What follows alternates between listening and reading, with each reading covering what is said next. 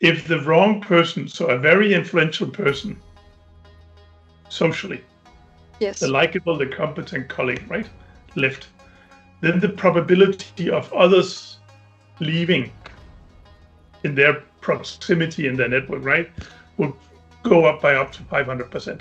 Right. So rather than you as a leader kind of getting your hands dirty, change by representation doesn't work. It is a fast track to failure. Our data confirms leaders, when they launch a new transformation program or change program, about 80% lose interest or in it after 3 months.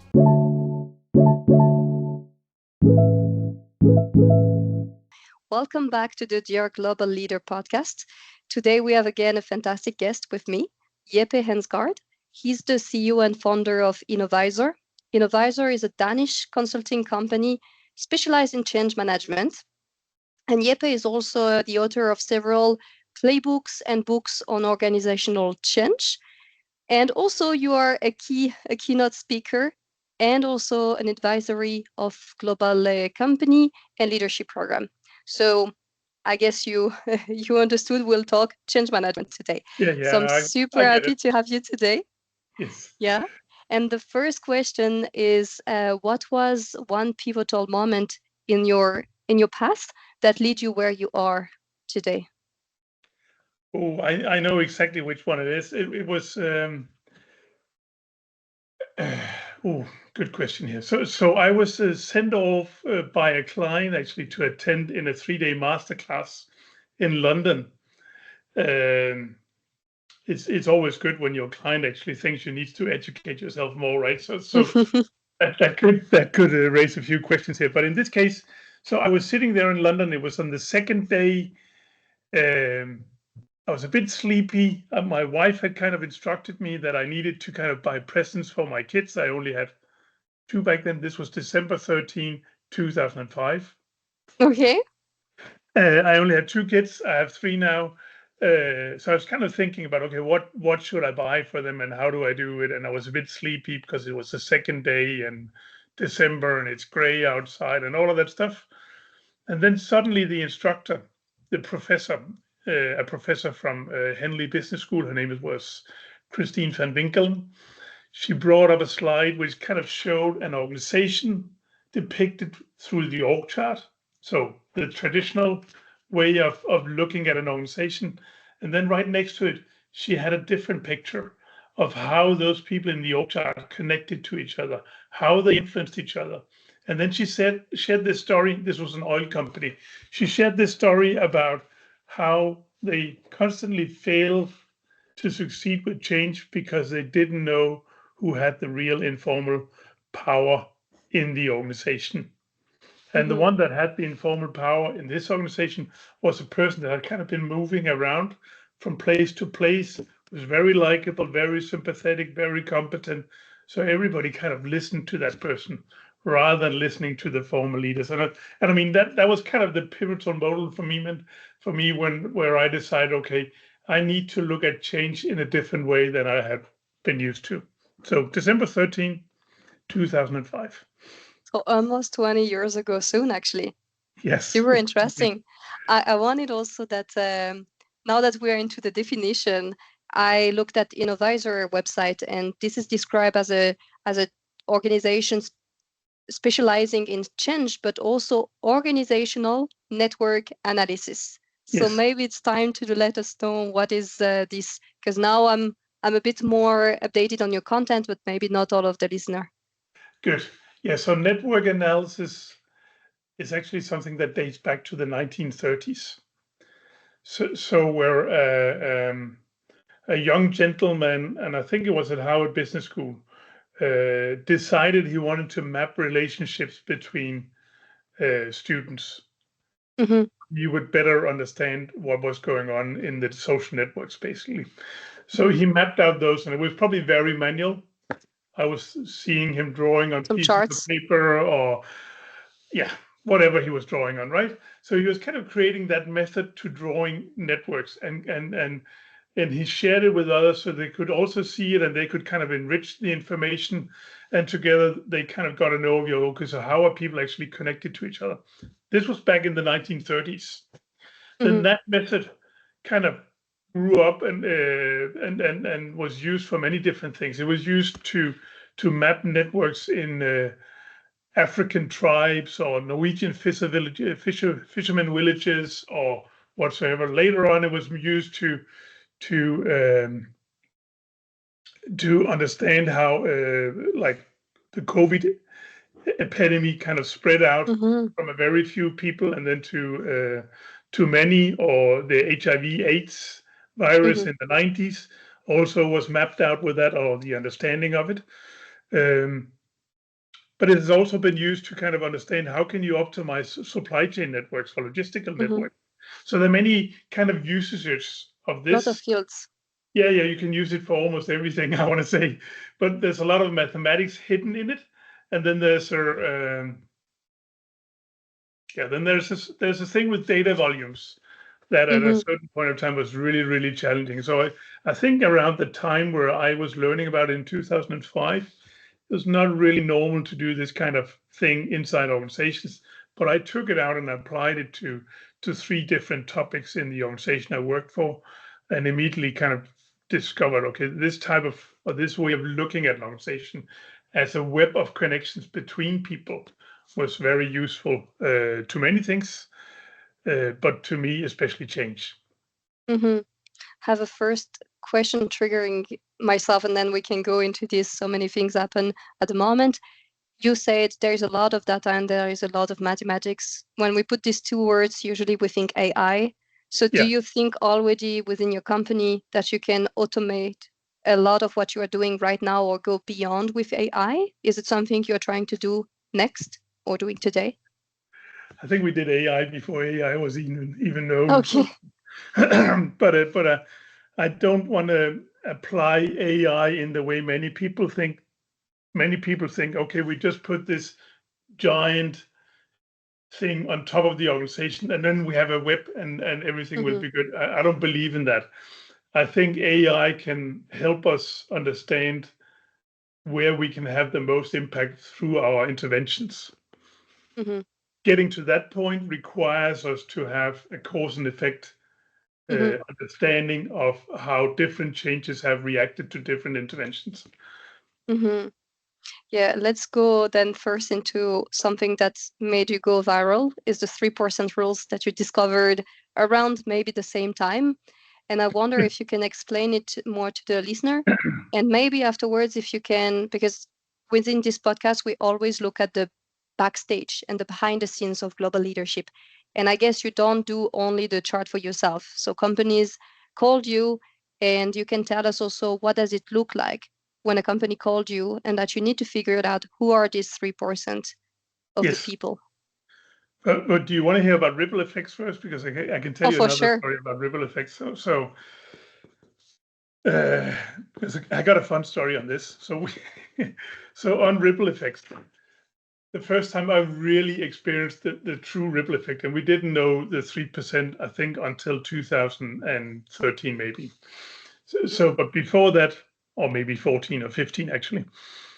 But I think in 2013, we had a great case study with Novo Nordisk where we had done some work with one of their teams. Without our knowledge, the team leader had shared it with good friends at Børsen, which is the major Danish financial newspaper.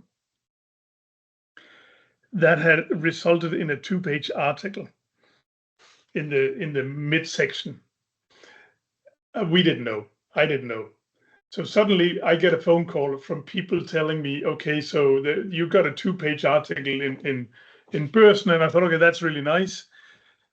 That was not the ripple effect.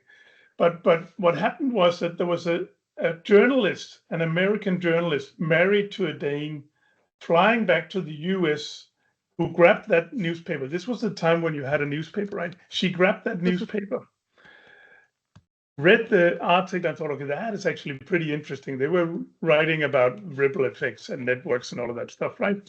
Those things I love. So she was reading about it, saved the article, and 6 months later, when she probably ran out of stories to tell to her people, she sent me an email and asked, "Do you want to be interviewed for CNN?" Wow. Okay. Wow. Yeah, so that was a bit crazy, right? Here we got this Danish advisory, no connections outside of Denmark, and suddenly you get this kind of email from CNN, and I was like, "What?" Maybe since then you're a regular speaker. That was probably the starting point, basically, right? Because suddenly something happened here, and it completely took off. I mean, it went viral. It went out to 40 countries or something, because CNN is kind of like in the top of the food chain for media outlets. So it was just kind of going to different languages, etc., without our knowledge. So then I said to the team, "Okay, the first time you try something like this, it's luck. Mm-hmm. When you try it for the second time, it's because you're good." Mm-hmm. So we started to kind of to search for us. I mean, the second article, we didn't really face it immediately. But then I was sitting on a plane, and this is now 2014. So you kind of get the chronology here, right? This is 2014. And in 2014, I'm sitting on a plane from Germany to Vietnam. Mm-hmm. I pick up this German newspaper. I understand German, so I could read it. And it wrote about how a higher level of oxytocin in your body could make you more collaborative. Oxytocin Okay. is the female caretaker hormone. Mm-hmm. So my thinking was, okay, so if that is the case, we should probably be able to see that if we now in our data and in our network data next to You could every track single it. name put the gender, right? Then we can Okay. probably start to see how do men and women connect to each other, right? Mm-hmm. So we did that, and the conclusion was not good. There was actually no good conclusion in that data. It was basically stating that men and women are equally collaborative in the workplace. We have the same number of collaborative relationships. That's not really a good story that you can pitch to global media. So, but then I asked my colleagues here, so is there any difference in who they're collaborating with? Mm-hmm. It's always about asking the right question. Yeah. So and the story was then that well, men are 40% more likely to collaborate with men, Mm. and women are 40% more likely to collaborate with women. So when we filter out everything with the hierarchy and whatever we could find out, that was the case. See, that's a good story. So we Mm-hmm. picked that one, and then I thought, okay, so we have been in CNN. Where should we go? So we pitched it to Wall Street Journal, and we got into Wall Street Journal. It went viral again, so ripple effects all over. It got picked up by the COO of Facebook. Her name is or was Sheryl Sandberg. She Mm. used for her book Lean In, where we Mm-hmm. on page 155, where she describes about that exact thing. See, that's a ripple effect. So now you've seen how it works, right? So And I read the book, so I relate. Yeah, that's amazing. you can find it on page 155, I think, or 53 or something. Good. I will look back at the book because I have it. But then it was about that time after all of this newspaper and becoming viral and getting your methodology a bit more tangible that you created the 3% rules, which is Yeah, about finding the right 3% people that can influence 90% of the organization during a change management. yeah. So we didn't define that it was 3%. Basically, I had a marketing guy asking me, how many people is it normally that you're looking at if you want to optimize impact on Mm-hmm. the organization? And then based on experience, I said, I don't know, maybe around 3%. I didn't have the data for it. Mm-hmm. He came up with the 3% rule, he called it, right? Mm-hmm. Then we checked it afterwards. I mean, it was always a one around 3%. It was like 2.8, 2.9, 3.0, 3.1, but not 4% and not 2%. It was Mm-hmm. always 3%. But it is a rule because it's not like exact, right? Mm. So if we want to maximize the impact through a few people, or through the smallest group of people, on as much as the organization as we can. The fun thing is, regardless of if we're looking at an organization or if we're looking at a wider community or society, we always end up with the right 3% can impact up to 90%. And I think the right key word in what you say is the right, It because is the we right need to because pick the right 3%. yes, So how do you do that? yes, we actually need to ask people, because there's no way for me to tell who are you influenced by. There's only one person that actually knows, and that's you, right? So we ask questions like, who do you go to for help and advice? Who gives you energy in your daily work life, or whatever, right? So we understand those relationships. So it's peer nominated. And then the second part of it is kind of looking at the entire network, and then rather than looking at top influencers, as most technology companies do, you go the different way around. So you look at, okay, I need now to maximize my impact through the smallest group of people. This is where it becomes tricky. So finding the smallest group, yeah, that's where the tough part is. Exactly. And can you drive us how it happens to you to do this analysis? Who usually connect with you for this analysis? Is it more the leadership team?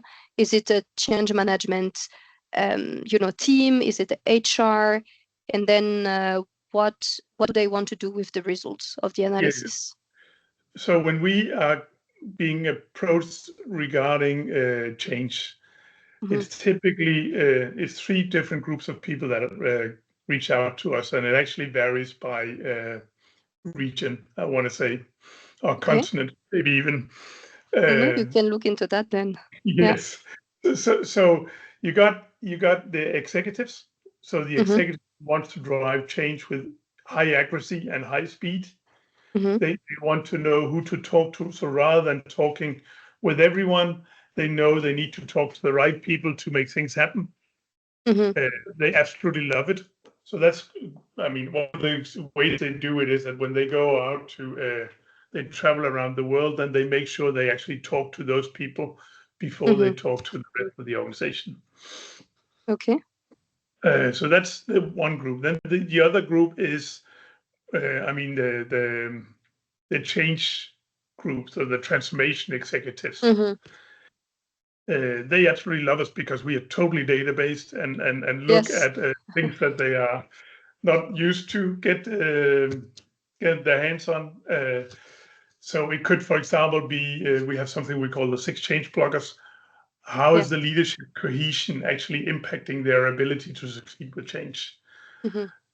Or how is the commitment of the people impacting their ability to succeed with change, right? Something that is normally disconnected, but that is actually fundamental to success. So that's the second group, transformation executives. And then the third group is HR. So exactly the one I coded. And you say there is a dimension of global. So can you tell us more about that? Yes. When I am in delivering stuff in the US, we never talk with HR. Okay. So it's driven by the leaders or the PMO? Yeah. When we talk in Denmark or Europe, HR has a lot bigger role. Okay. And you work also with Asia, maybe? Yeah. In Asia, I want to say it's a combination of one and the other. We also work with Africa. We also work with South America. But I mean, the major difference for me is in the role of HR in Europe, which is less strong, than what we see in the. And does it change something into your work, the involvement of the HR? If I am brutally honest, I prefer when we work with the executives, because then it goes faster. Okay. Sometimes there is a concern sometimes amongst the HR people, because the people we identify are not necessarily high up on the talent list. Okay. Which then becomes a problem, right? If I now say you have to connect with this one or engage this one person over here, but they say, yeah, but that person is not really someone we are normally working with. Then we don't have a plan for it. Yeah. I had a burning question when I got to know about these 3% rules. I was thinking, what happens if we let go a portion of this 3% people? Good question. Good question. So just imagine now you have a very likable, competent colleague that you really enjoy that person, and now that person gets terminated. You almost know the answer, right? I saw some of your network organization, and I could see that they are connecting to so many people. So I was wondering, if one key chain is leaving, does it move a lot of people to move with them? Is it really something that can happen, or are we also completely disconnected of a part of the company because this dot is not there anymore? So what we've measured when we researched it, we did the research 3-4 years ago where we looked at what happened, and then we measured it again 6 months later. So after that, some leave, right? You have this in the data. So first we did the analysis, right? And then we went back 6 months later, got the data on, okay, so who stayed, who left, etc. See the impact of it. What we could see is that if the wrong person, so a very influential person, socially, Yes. the likable, the competent colleague, right, left, then the probability of others leaving in their proximity in their network, right, will go up by up to 500%. 500, you said. 500%. Okay. So better than the HR part of the process then. I think they would like to know this data. Exactly.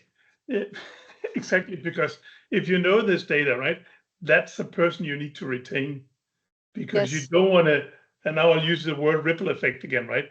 If you lose that person, you risk the ripple effect of others leaving. So quitting is contagious, and you can measure it, and we can see it. Okay, super interesting. And are you part also of following up how the change management was implemented through this 3% of the people? Okay, can you explain also your role in this? Yeah, no, first of all, we are not feet on the ground in any change. Now I can tell you something that is probably challenging a few of your listeners, but we we have actually also tracked what if you engage consultants in doing your change work for you. Oh yeah, that's a good one. That's a good one. Which I would call change by representation. Okay. Right. So rather than you as a leader kind of getting your hands dirty, change by representation doesn't work. It is a fast track to failure. Our data confirms that this is just not a good idea. What you can do is that you can have someone to walk alongside you, like an advisor or a similar. A champion. Yeah. An executive advisor, very good. You don't want a team of 20 from Big Five or whatever to do the change for you. We can actually measure how that leads to failure. Okay, we don't have this, we don't hire this consultant, but then you're part of the process. And what is happening then?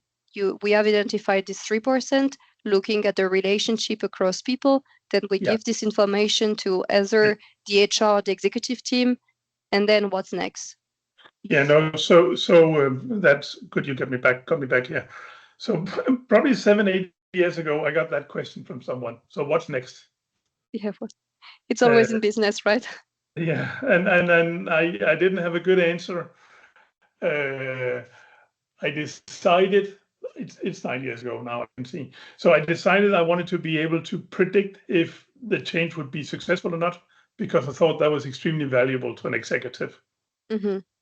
Okay, so now we show you this and we tell you got a 62% chance of succeeding. What I didn't anticipate, and this was probably me being a bit stupid here, and I want to say we work with the best universities, the smartest people within this, and this was prior to AI. It was people from MIT, etc. Right? So we got to the point where we could actually say that. But the first question I then got from an executive was, okay, but then tell me what I need to do to improve my odds of succeeding, right? Yeah, I should have anticipated that. So the first thing is called predictive intelligence. Yeah. The next thing where you actually tell them what they need to do to succeed is, at least if it's based on data and evidence, is called prescriptive intelligence. Mm-hmm. That took us another 3 years to get enough data to get to that point where we could actually track projects over time and have enough data to actually see the implication of different actions.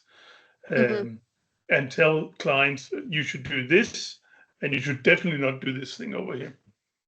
Okay. So what where we happened? end is we deliver this to clients. We tell them this is where what you should focus on. You should not do this, and then we actually also track over time, because we can then kind of like if you're measuring early warning signals, we can kind of tell them, okay, this is how you should navigate to get ahead.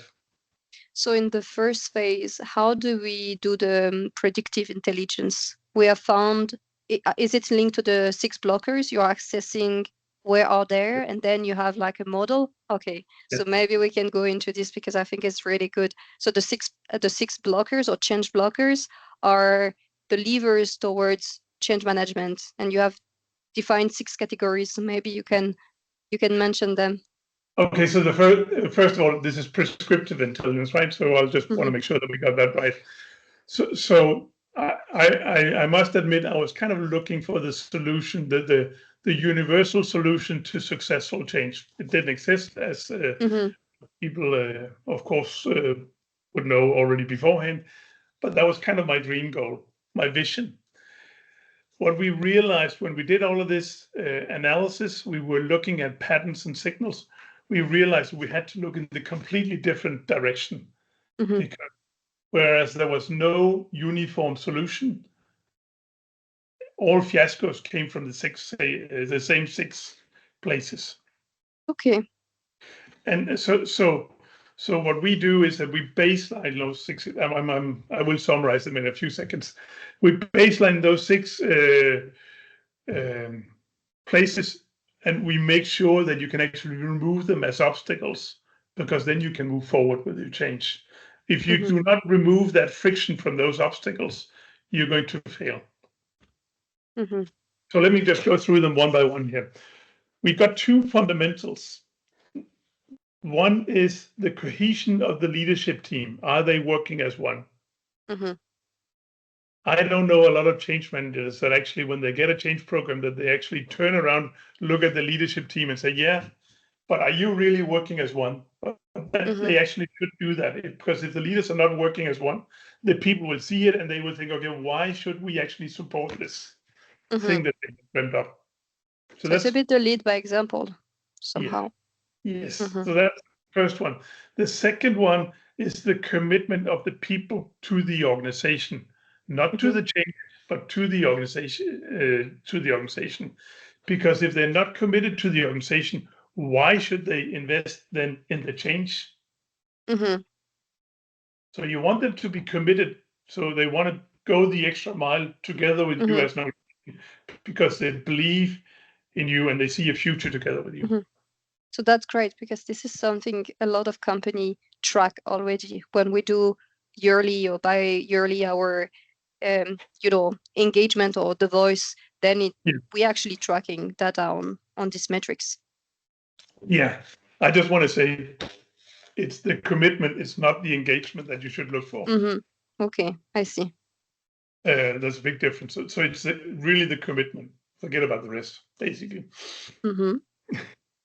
So those were 2 fundamentals. Number 3 is where you look at the networks and you look at the fragmentation of the networks. The more disconnected you are, the more difficult the change will be for you. Okay. You will have more tribes, you'll have more silos, you'll have more cliques, you'll have more groups. And the more you have of those, the less you can actually expect to have ripple effects from your change effort. When you engage the 3%, they're not going to impact as many people, because they're only sitting inside their own little silo. Does this relate to, in the organization, sometimes we want to collaborate cross segment, cross division, and we say, oh, it's very siloed. So if we have Yeah. siloed, then we will rate poorly in this section. Okay, Yes. got it.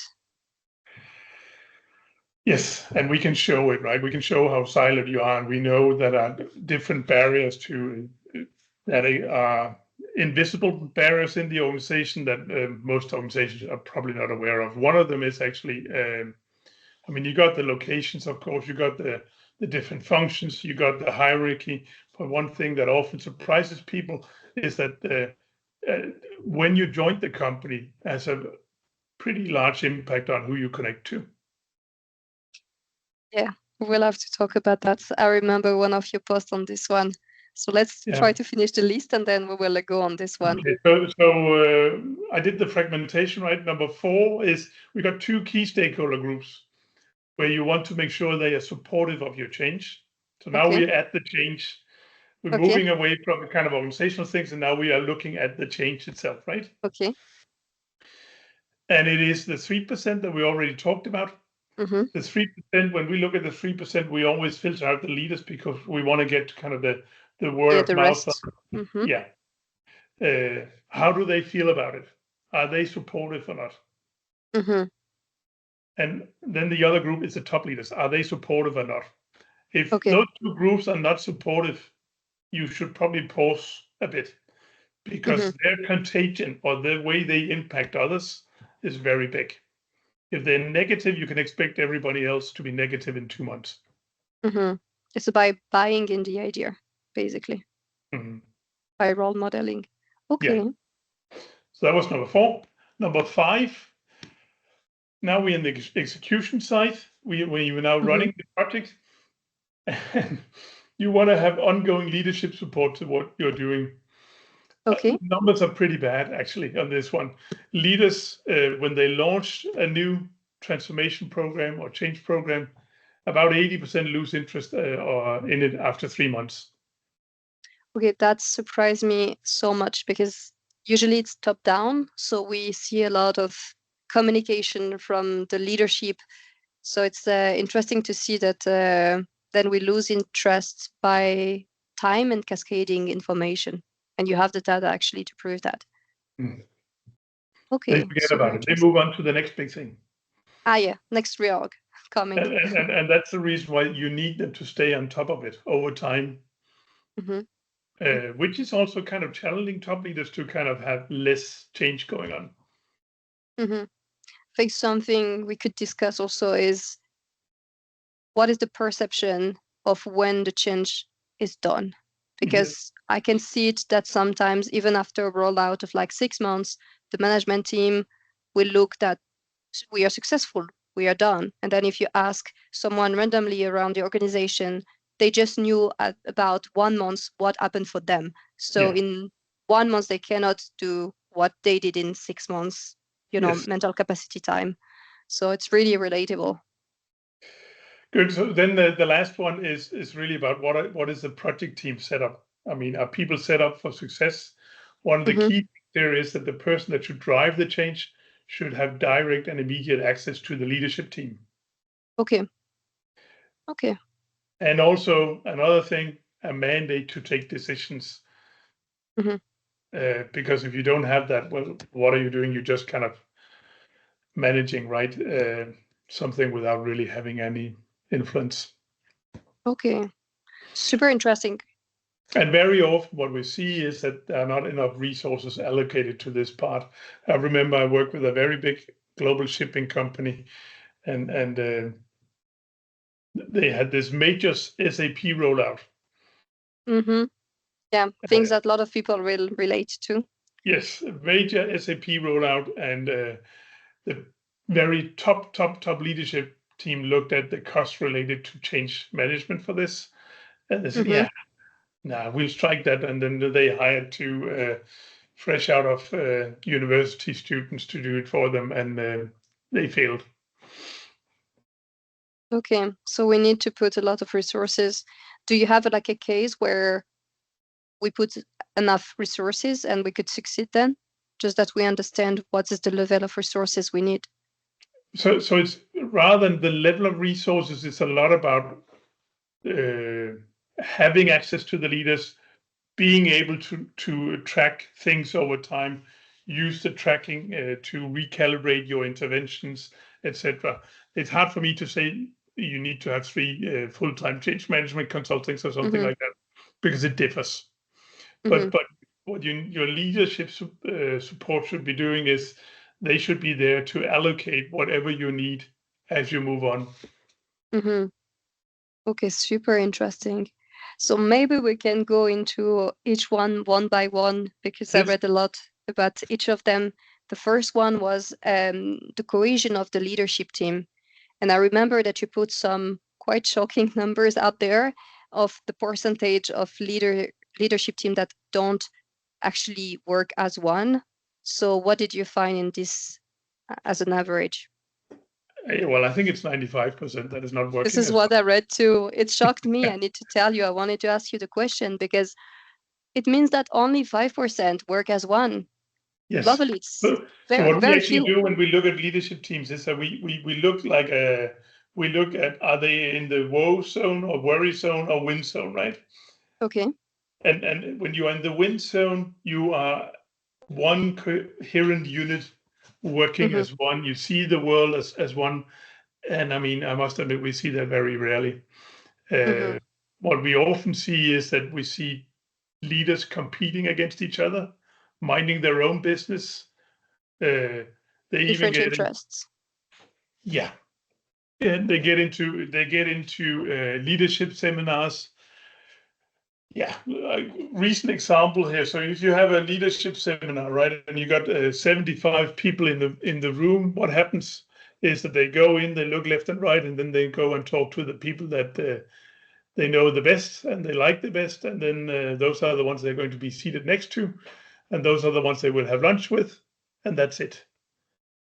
They never really take those challenging discussions that they actually know that they need to take. So we become pretty disciplined in the way we actually work with this. We go in and orchestrate the seating plan. We say this person needs to be seated next to this one.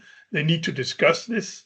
And then when we have the groupings for the group discussions, we know that this is where we will have the biggest disagreement. We make sure that we have people that are negative together with positive, or if we only have few negatives, we surround them with positives so they kind of get influenced to be positive. And then also we have this thing about where people, especially leaders, they point to each other for, we have one question we ask, who could make you more effective if you could work with that individual, right? And so we got people pointing to each other. Leaders, even sitting in the same leadership team, and they're not reaching out to each other. Is actually, you need to have a one-on-one. You need to go out of that door, and then you talk for 5 minutes, and then you come back in and tell us what is your plan for realizing that potential that both of you actually see. So you're mixing basically the silot, even with that, like within the leadership team. You're trying to merge opinion and make them collaborate a bit more with tangible action. I see. You said sitting plan, so it maybe works well when you're in person, but in the world where I am, we don't sit anymore next to each other. So how do we do that when let's say one coworker is in Dubai and the other one is in China? We don't maybe have the same time zones.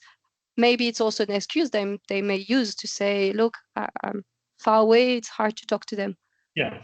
No, so in the same way, you need to do, you need to control the conversations much more than you probably think you have to. So you need to make sure that, okay, Joe sitting in India and Jill sitting in England, they need to talk to each other. Basically, you also need to tell them what they need to talk about. Because if you want them to build relationships, I mean, it's not enough to have a relationship about something work-related. Before you can talk work-related, you actually need to have a social relationship. So what should it be? I mean, games as we used during the pandemic to kind of make people laugh is good. Do you think then it's because usually in the leadership team there is one leader and the leadership team is the staff of this leader. Is it then to this leader that he or she needs to be accountable for doing this work with you to say, okay, now I will reallocate this kind of my network of organization within my leadership team? Or is it a bit more collaborative and transparent to the full team that we are doing that and this is going on, everybody needs to be accountable? I think this is what should be facilitated by the change team or the project team. Okay. I mean, the leader itself should not participate too much, should actually preferably stay silent during this kind of exercise. Okay, that's super interesting. Then the second one was about commitment to the organization from, I guess, the main, every level of the organization. And you said commitment is not engagement. So maybe you can explain a bit more.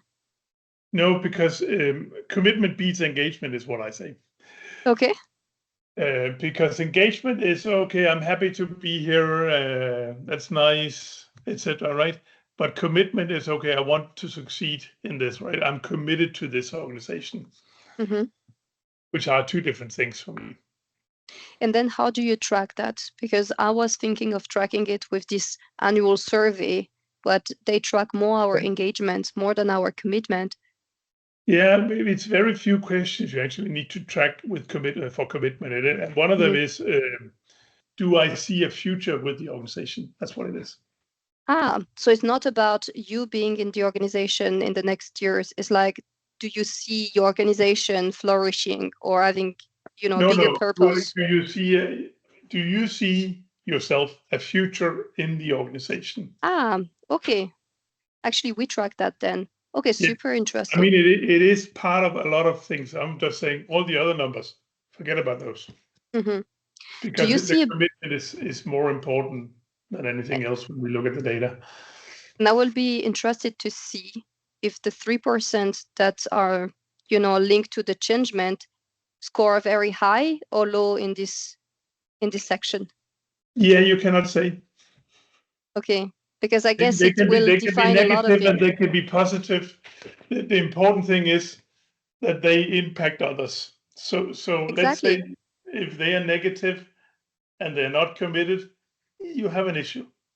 Exactly.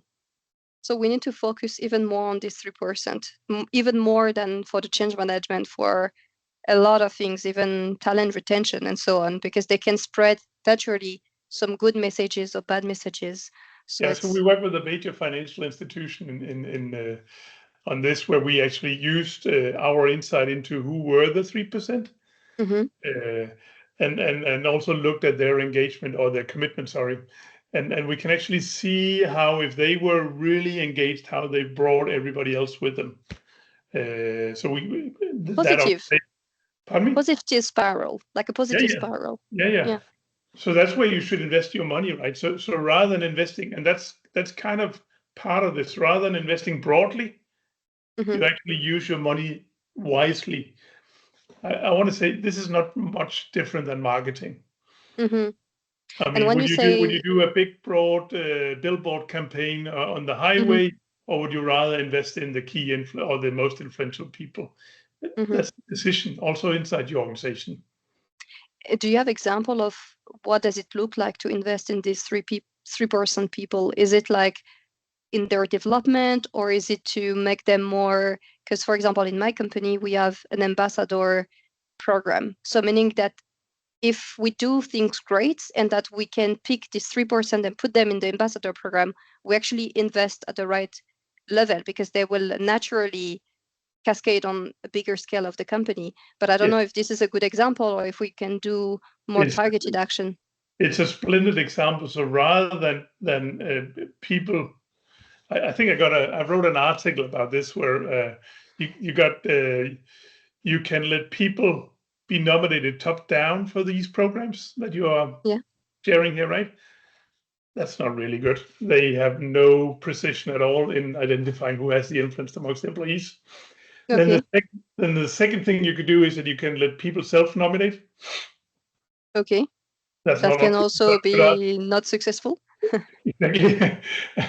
Or you can let others, the peers, nominate who do they think should be in. And that is the most influential. That's the most impactful way to do it. And then how do we invest in them? Because now we know, okay, this is, let's say, Mary from finance. And how do we develop her in order that she can have a Yes, return on first of all, you investment? should not formalize a role for you. You should not give her a yellow shirt and say, now I think you Okay, call her now Mary. you are in charge. Yeah, you're the one, right? No, so you don't do that, right? But you should, of course, activate her so you can get her to share her honest opinions and ideas. Mhm. If you're really good with this, you collaborate with her, you get to co-create activities with her so she Mhm. become an insider and feel passionate about what you're doing. Okay. If you Usually get it's like her to that point, she will share it, maybe with not at others. the water cooler, but with the others, wherever she's talking to them, and make sure they become passionate as well. Did you see a correlation between this group of the 3% and entrepreneur within a company? So people that naturally I do engage not have others, data on. I do you not don't have know? data on. I do not have data to claim that that is always the case. We do have a case from Roche Pharmaceuticals where it is the case, but I cannot claim it's the same for all organizations. Mhm. Maybe an idea for future research then. It will be something I'm interested about. But looking now about the third section on this 6 change blockers, we are looking at the connection within the organization or the siloed. So how do we look into this? Is it just looking at the organization chart? And if the organization chart is super complex, we can directly say, no, okay, not as simple as this.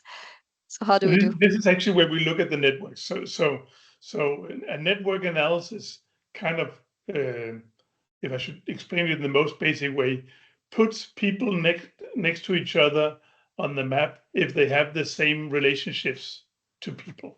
So you and I could be sitting like this without having a connection to each other. We could be sitting close to each other.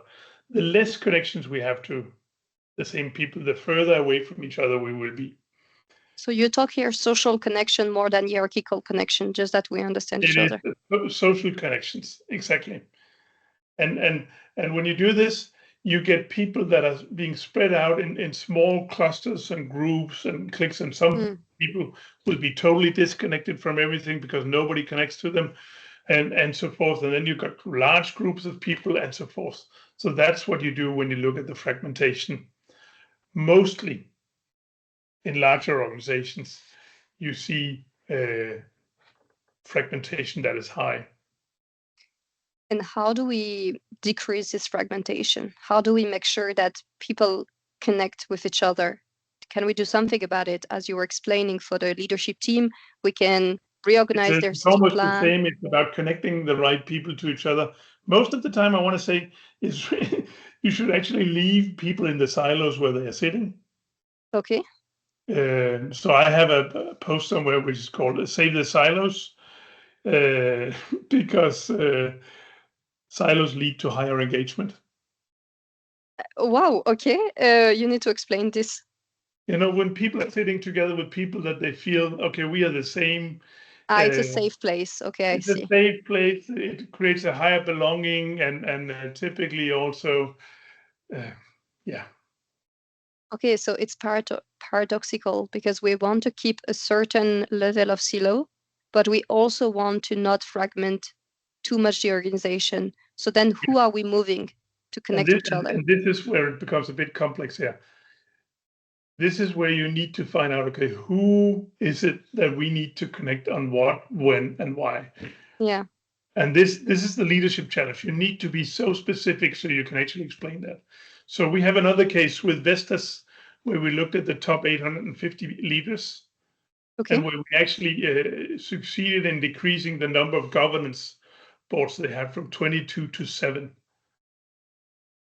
So removing a lot of inefficiencies because people were just connecting to whomever they thought they were supposed to connect to, right?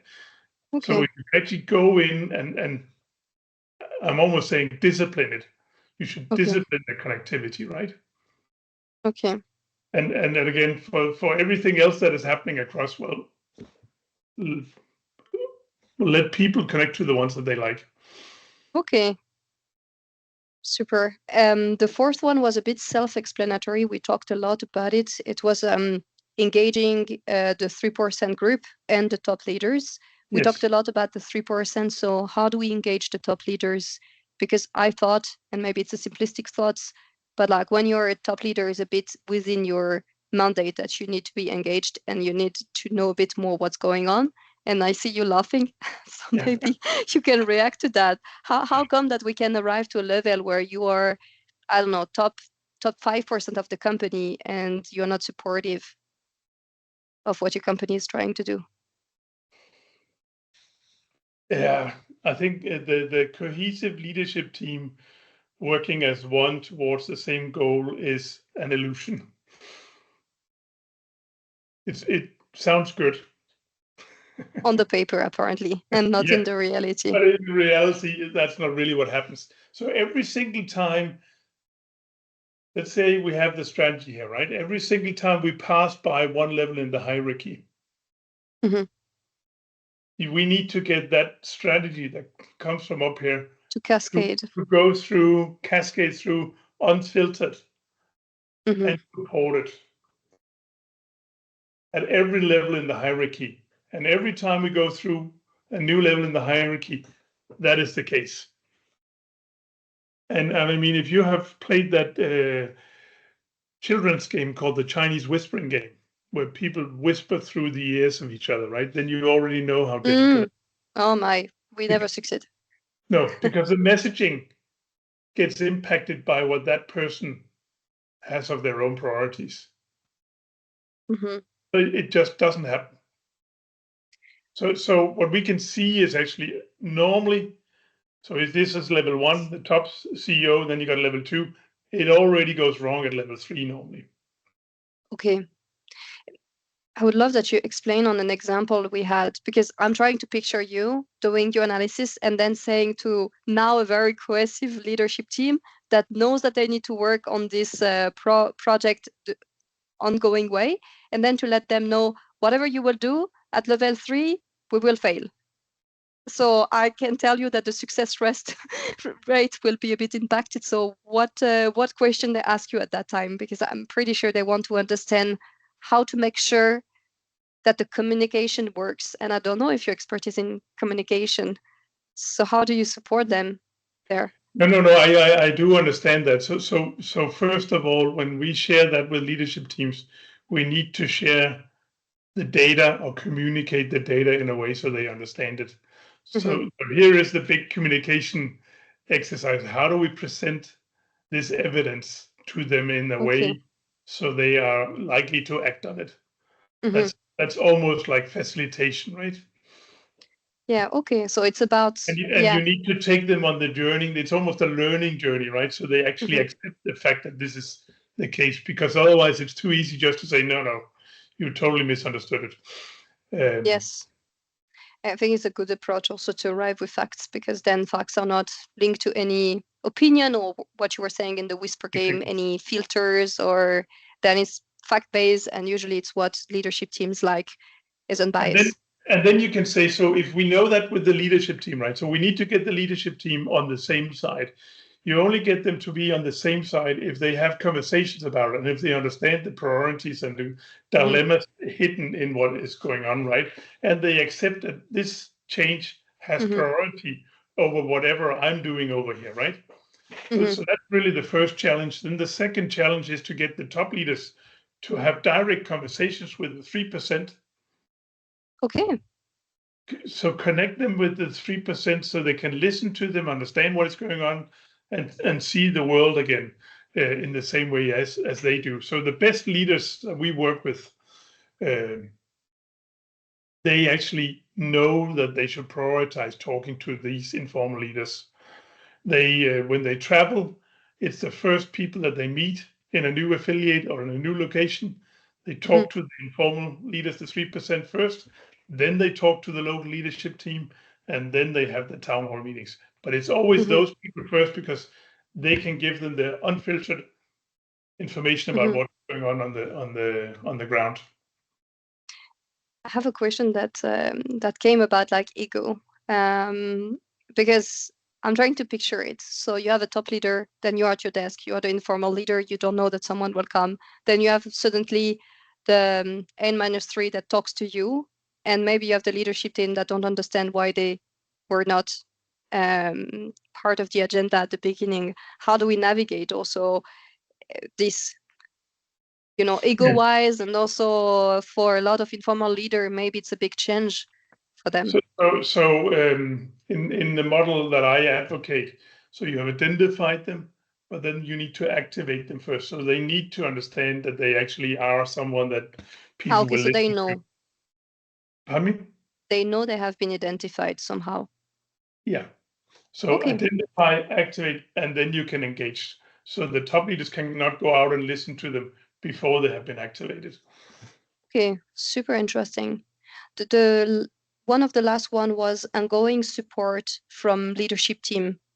Yes. It sounds also self-explanatory, but I guess maybe it's not in practice. So then let's say I'm a team that is doing the change management. I have are they now my circle? So let's say I keep them updated, or are they more a trusted advisor?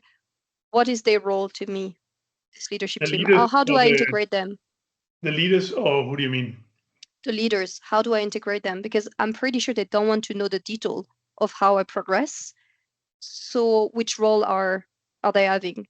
The way you keep them, their attention, is, first of all, one thing that I've seen which really works well is tracking the change and communicating it back to them. How do we progress? Okay. Very often in change programs, we do that too rarely. Yeah, or we do it at the end. Or we do it very end.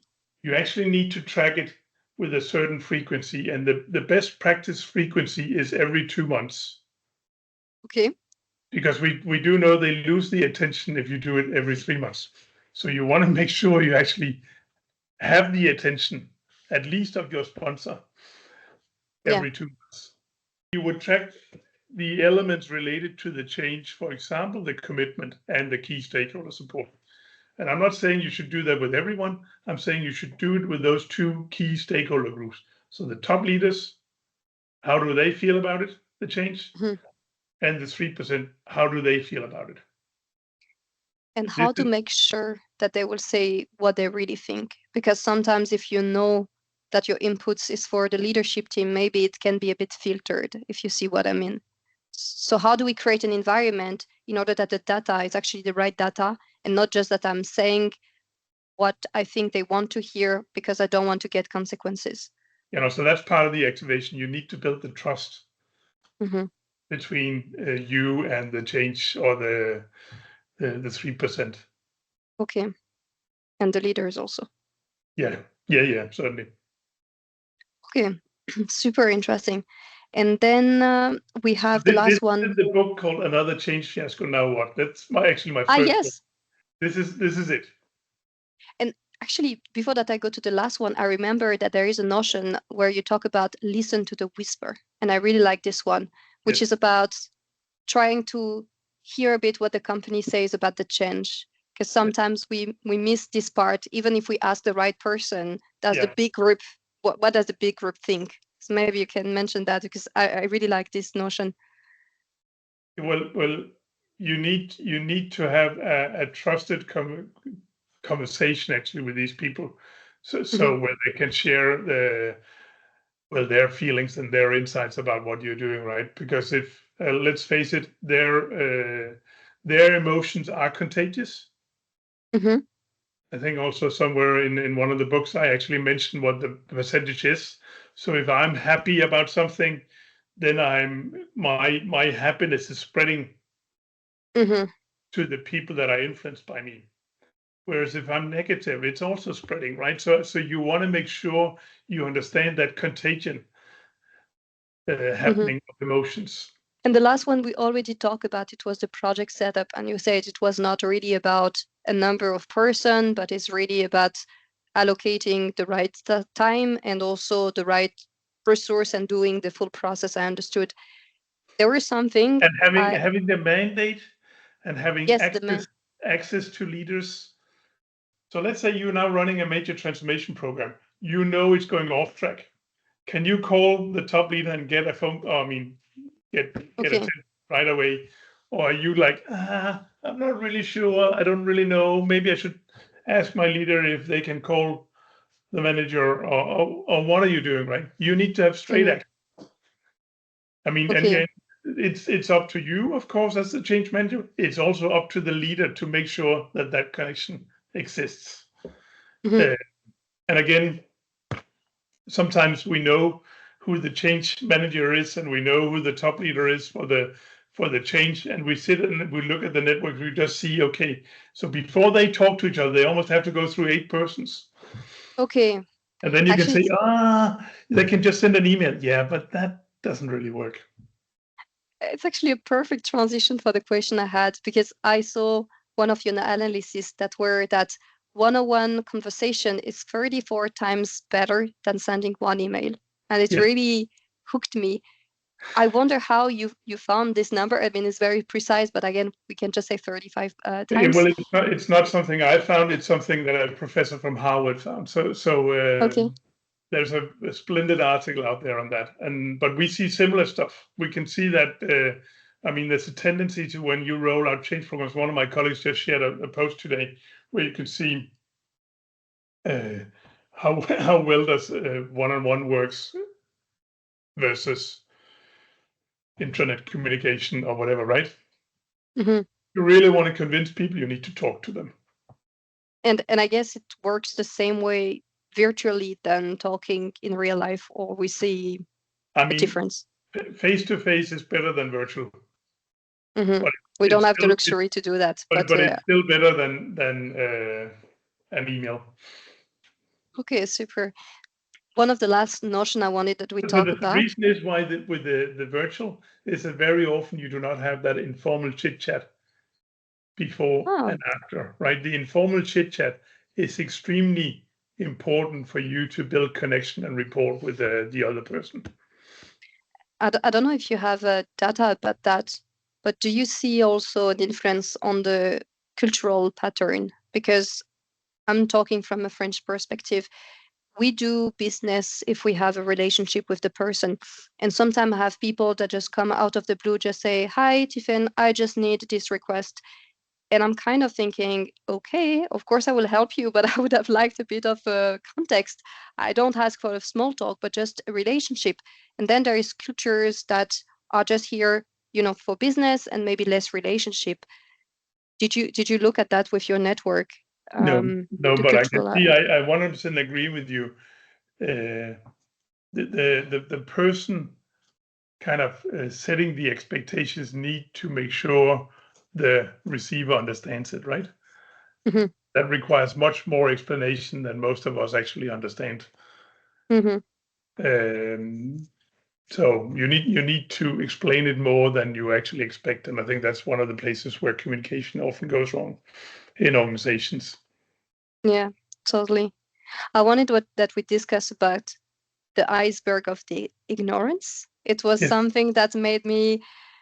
I mean, I went through a lot of emotion when I saw the picture. So basically, it was saying that 4% of the leadership team knows about um, like a problem when Mhm. 100% of the front line knows. Yes. And I kind of laugh about it. And then I was shocked. And then I also felt that's so true, because I had a case recently where a customer explained something and in front of the leadership team, and they were all shocked to be, okay, this is what's happening. And when they asked in the room if someone knew, almost everybody, like, hands went up. And then it was a bit of a aha moment of how the hell everybody knows and I do not know. And then I kind of thought about, sometimes there is a rule that says, don't come with a problem, comes with a problem and a solution. And then you kind of start filtering a bit the positive to your manager. And then we arrive to this situation. Yeah. Remember I said this thing about the cascading where people Yeah. kind of decide if they want to filter it or support it. Mm. The same thing happens in the other direction, right? So Okay. so Okay. so Interesting. if you see a problem or an opportunity for innovating big times, right, which would benefit your company, you still have to go through the hierarchy. Every single person has to say, yeah, that's actually a good idea before it goes on. and on and on and on. So we have a case, and I don't remember what book, but in the final case in one of my books is exactly that. It's a company that lost billions because they didn't listen to the messaging or the messages coming from the front lines. But the CEO realized it the year after and actually found out that he wanted to have the direct connections to the 3% because that was the only way he could avoid facing the same in the future. Based on your data on this iceberg of ignorance and listening to the front line, did you find also some action to do to make sure that this become more visible? Because this is something I'm hearing all the time, is that as soon as we want inputs, we ask who? Frontline. And somehow then the frontline sees the conclusion and they felt not heard. So how do we make sure that information But this flows? is exactly where the 3% plays in, right? So Okay. if you have built good connections with the front lines, that connections or that information goes from the top to the bottom, and it flows without hindering, without barriers, without friction, right? That's the ultimate objective. Mhm. Super interesting. We are And, already and near. sometimes I even call it change fitness, right? Because it's not Okay. about the change program, it is about being fit so you can change whenever, right? So you actually need to have that kind of unhindered communication happening. Yeah, because change is constant. So you need to nurture this 3% network and keep the communication ongoing. Yes. Super interesting. We're already near the end of the podcast. We might have to do a part two if needed. So I will Yes. ask you the 3 questions that I always ask any guest on the show. The first one is, what is something that you learned early on and that you still use day to day, or maybe not day to day, but you still use regularly in your career? It can be a soft skills. It can be a hard skills. I think I learned early on that I should always, there are many things, many soft skills. I think the soft skills are really the hard skills, right? Hmm. But always listen. Hmm. Listen. Don't jump in with conclusions. Don't think you're the smartest person. Listen. Hmm. Super interesting. The second one is about, because this podcast is paid for global leaders and also for aspiring or emerging rising leaders. So we Yes. have 2 categories. And I wonder if you could give one advice for the emerging rising leaders and one reflection for the global leaders. I think I can give them the same. And it is really, when it comes to networks and understanding who has influence and who is connecting, right? Don't think you know. Hmm. Because what most of us can see is maybe 5 relationships out. Yeah. We so if you think about it, how many people do you know so well that you actually know how they're going to act under different circumstances? And when I ask that question to people, they normally come up with a handful. Okay. Really, really strong core of people. It's the people that will show up if you ask them to come to your apartment and paint it. Hmm. That's it, right? Or ask to move out. This is also a big Something like one. that. It's probably a handful, right? So you know them pretty well, I assume. Then how well do you know their friends? So their 5 people. Well, you probably know them, right? You've seen them at parties, etc. Hmm. Now you got friends. You got 5 here. You got 5 or maybe 4 over here. And then the next question is, how well do you know your friends, friends? Okay, so the different circle, right? The 1 degree, second degree, third Second, degree. third degree. Now it starts to become a black box, right? Okay. Your friends. Yeah, not so well, right? You don't really know why they're doing as they're doing because you've maybe seen them once, maybe every 2 years or something like that, but that's it, right? So if you take those 2 numbers that I just gave you here, so the 5 Mm. and 4 to 5 here, right, and multiply those 2 with each other, that's 20 to 25. That's what you can see in an organization.